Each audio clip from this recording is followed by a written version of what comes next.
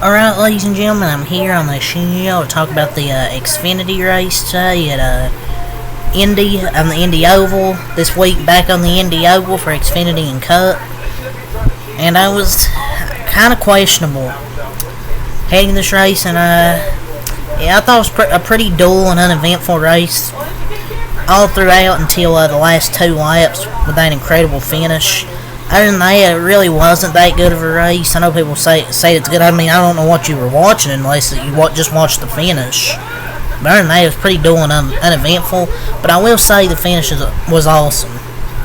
If you disagree with me, it's fine. That's just kind of my opinion. That was pretty uneventful until the finish. I didn't really see much throughout the rest of the race to tell me that it was eventful. Besides the opening lap huge wreck, it really wasn't eventful. But yeah, Riley Herbst ended up getting the win. He's officially locked into the playoffs now with a win. But notice how Riley could get to the left rear of cars and made multiple passes in the last 2 laps. But I still can't believe that even with the absolute wrong package they went with this weekend, Xfinity still ended up with a natural banger finish. Does that mean we should see the low horsepower for them in 2025? Absolutely not. Let's just go back to the normal package Xfinity uses. But they turned lemons into lemonade in Stage 3. Because first 2 stages were pretty uneventful. I thought it was awful. But I'm just glad with these cars you can actually get to the left rear, basically cut the air, and you can get side by side and make a pass. This car just handles good with dirty air. I still think with more horsepower it could have had that type of finish, but even with NASCAR trying to nerf the Xfinity cars just so Cup could outshine them this weekend, but I don't know if the Cup guys can do that.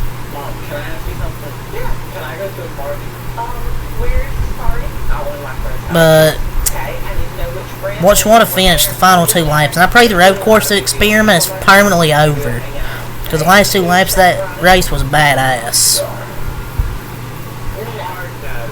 The next gen car can't get near as close to the leader's bumper in the turns, by the way. Literally impossible to do what Herbst just did. Herbst's wheel would have gotten straight in Custer's wake if this was the Cup Series. But with these cars you can actually slide around, basically even cut the air, get on their corner panel. And just respect for Herbst, because that was incredible.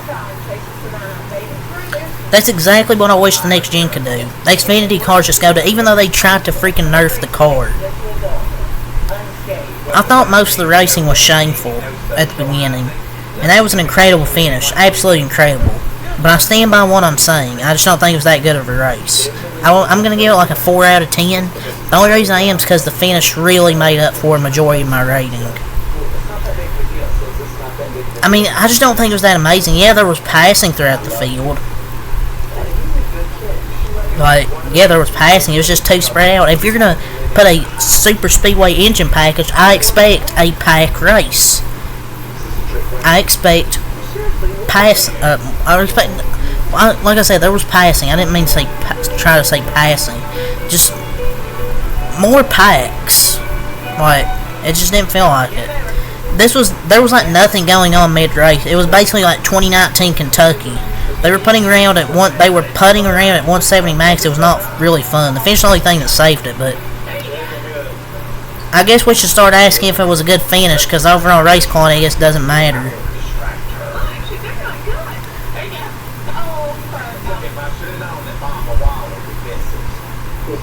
It's one of those moments where you hate the racing, but you love it at the same time. But we should never go back to the road course ever again. These cars belong on the oval. It's annoying to admit, because it feels like a vote for low horsepower, but that finish was very good. Still, I think it's largely due to how well the Xfinity car can race in dirty air. It's just this the Xfinity Series platform, even when given a horsepower adjustment, must be studied and protected at all costs. And also, Herbst got the win. Herbst was sideways through all of turn 4 and held on. I thought they were both going to wreck. but just impressive. But do not let this finish fool you guys into thinking this is a good aero package. Nobody likes low horsepower except NASCAR for some reason.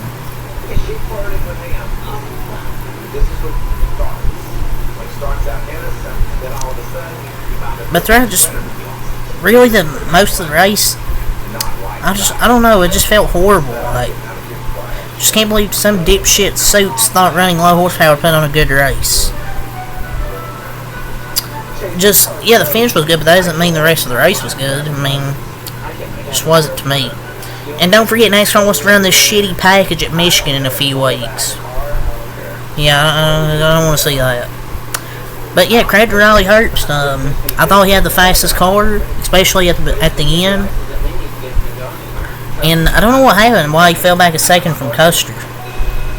He fell back like a second, but he was faster those last few laps. Was able to be side by side. Then Almirola made it 3 wide. He took the lead, but then Herbst got it back in 4 and took the win. So yeah, I'll go over the results here in a second. Go over the stage notes. In stage 1, Sam Mayer, Josh Berry, Jeremy Clements, Jesse Love, Parker Retzloff, Chandler Smith, Connor Daly, Jeb Burton, Sammy Smith, Leon Honeyman, Allgaier, and Graff were all in a crash. 12-car incident. AJ went in with outside, didn't speak, nothing wrong. Mayer just got loose, got into the side of them, spun out, and a bunch of other cars got involved. Really didn't see anything. Really didn't see anything wrong there. Ramon Dinger, Mayer's just kind of being a little salty in his interview, saying it was stupid and they shouldn't be 3 wide that early. Well, it seems the guy's just kind of getting a bit salty that Cup teams don't want him right now, and I just don't think he's Cup ready. He might need another year. But yeah, Love had big damage. Chandler Smith, he had a horrible day. Involved in that wreck, nothing he's doing, just got hit from behind and ran in the back of Allgaier. But most of these drivers were able to continue, but Mayer and Berry were done for the day. I hate when that 15 car gets an incident because they're like, oh, Haley would have avoided it. Well, yeah, because she would probably be running last. That 15 car actually qualifies good and can run good if nothing happens. With Haley, it's not going to run. Car's not going to run good. Then we get a caution for Chandler Smith stalling. No fuel pressure. I don't know if he actually stalled. They threw the caution while he was still going. Herbst ends up winning stage 1. Stage 2, pretty uneventful. Stage 1, besides that big wreck, really wasn't that eventful, to be honest. Stage 2 wasn't really eventful either until Brendan Poole blew up, and then we got at the stage finish where Ryan Sieg won stage 2. Big day for Ryan Sieg, because he's now +3 above the cut line. Stage 3, Almirola spins. Wouldn't you guess it? Austin Hill got into him, Almirola spun out, and still made an incredible comeback to nearly win this race. Parker Retzloff, Anthony Alfredo, and Josh Williams crashed. Alfredo got put in the wall by Daniel Dye. I don't know why he went back down the track for it, unless something was broke. And then Retzloff was kind of blinded behind another car, ran into the back of Parker, or ran into the back of Alfredo. Williamson ass packed it into Retzloff, so 2 ass packs. And then stage 3, Cole Custer gets out to the lead with a few to go. Herbst, I thought they were going to wreck all 4. And then Almirola makes it 3 wide, takes the lead. Herbst gets it back and forth while drifting. I thought he was going to spin, take them both out.